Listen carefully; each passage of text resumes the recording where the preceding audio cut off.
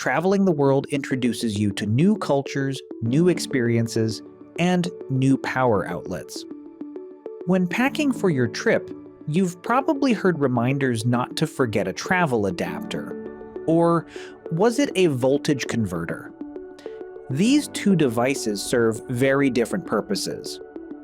A travel adapter simply allows your plug to fit into a foreign outlet.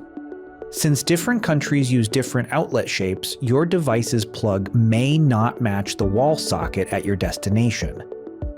An adapter modifies the physical shape of the plug so you can connect your device. Many modern electronics, like phone chargers, tablets, and laptops, are designed to support worldwide voltage, 100 to 240 volts. In these cases, a Ceptics travel adapter is all you need to stay powered abroad. A voltage converter or transformer, however, changes the electrical voltage itself.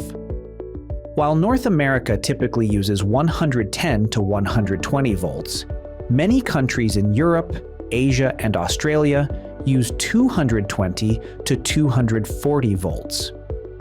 If your device is not dual voltage, plugging it in without a converter could damage it.